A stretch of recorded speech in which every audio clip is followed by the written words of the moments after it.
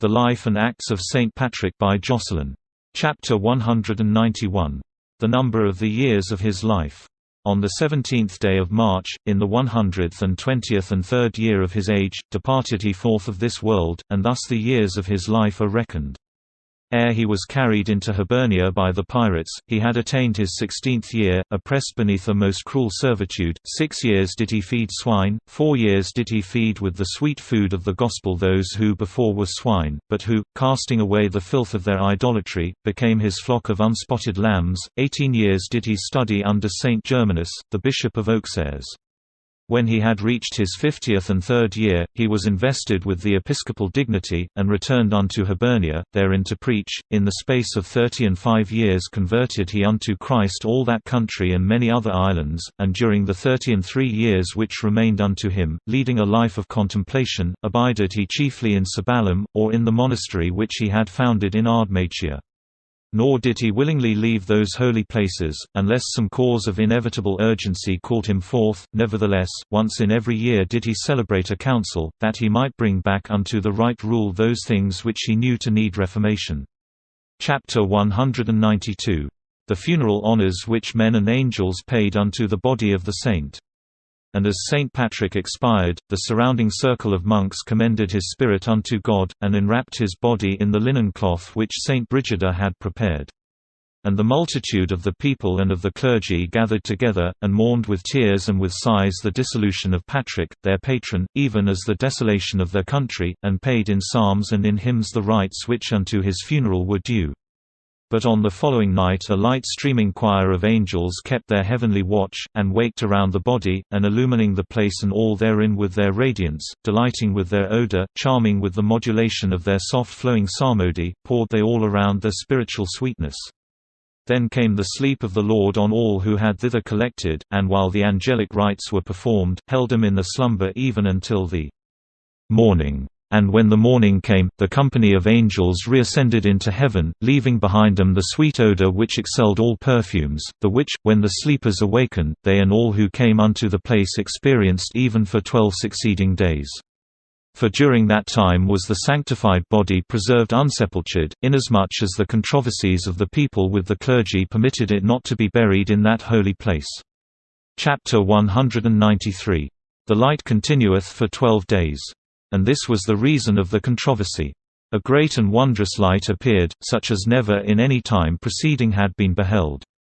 Over that whole country the light continued for 12 days, without any intervention of night, for the night was illuminated, and shone even as the day.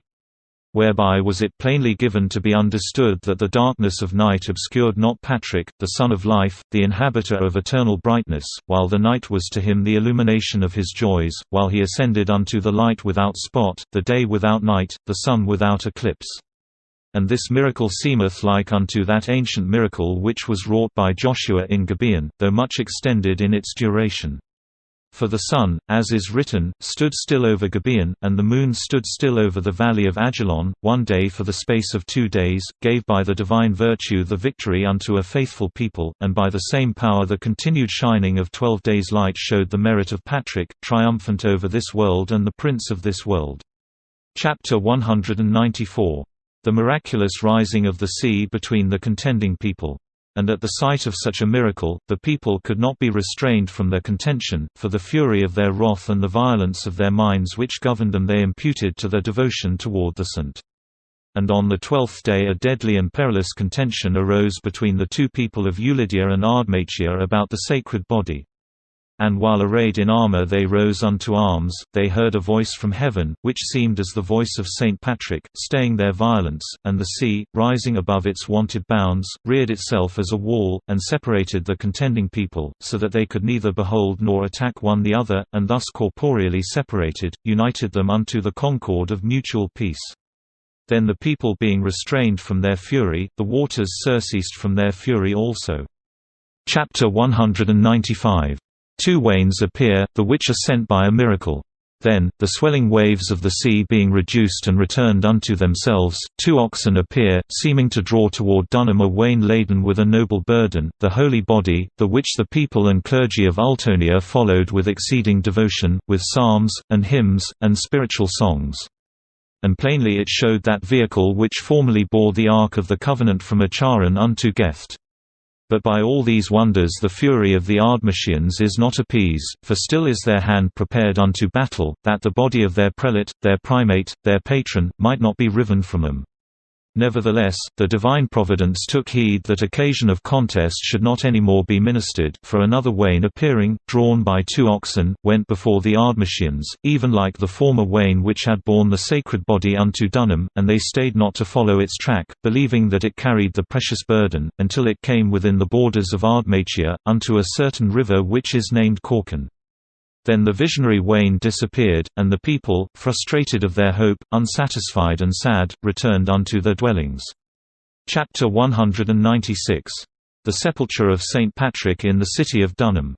And the people of Ultonia, having entered Dunum, celebrated the solemnities of the Mass, and in the place foreshown by the heavenly light buried the venerable body with all due veneration, and this desirable treasure, this most precious jewel, they deposited beneath a stone, 5 cubits deep in the heart of the earth, lest haply by stealth it might be conveyed thence.